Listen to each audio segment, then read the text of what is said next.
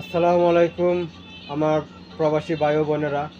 আপনারা বাংলাদেশ থেকে নতুন যারা আসছেন সাপ্লাই কোম্পানির মাধ্যমে, সাপ্লাই কোম্পানি অনেকে আছে ফাস্টফুড নিয়ে নেয় এবং আপনাদেরকে আকামা দেয় না, বেতন দেয় না ঠিকঠাক মতো, 3 মাসের 4 মাসের স্যালারি আটকায় রাখে।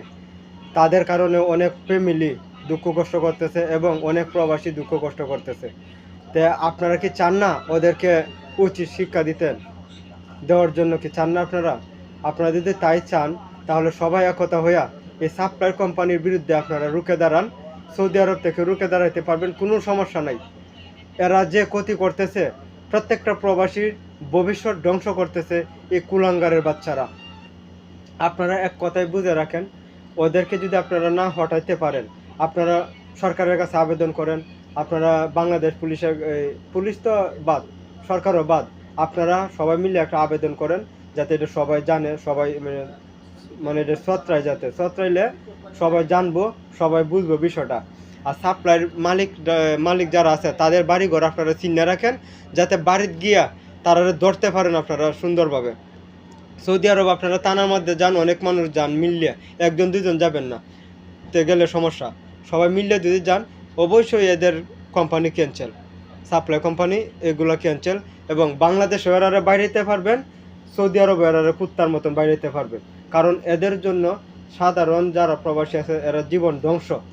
আপনি একটা জিনিস খেয়াল করেন, একটা কুকুর যখন একটা ঘরের ভিতরে ঢুকে, তখন এই কুকুরটা কিন্তু একটা জিনিস ধ্বংস করার জন্য ঢুকবো, ঠিক আছে, যে কোনো খাবার নষ্ট করবে, নাহলে একটা কিছু নষ্ট করবেই।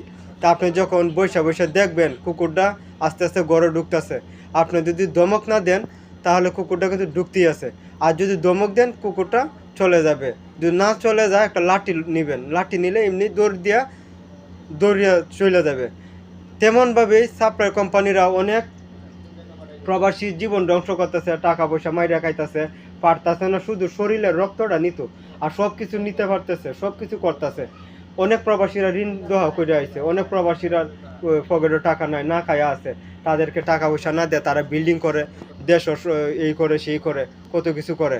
আপনারা কোনো সময় আছে এদেরকে লাঠি দেখান, এদেরকে সবাই যদি একতা হন, এরা ভয় পাইয়া যাবে।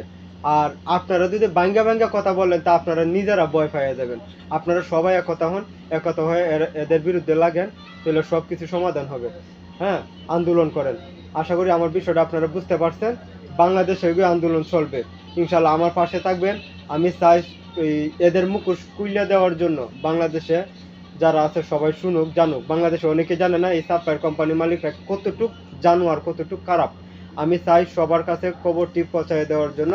প্রবাসীরা আশা করি আমার পাশে থাকবেন আপনারা।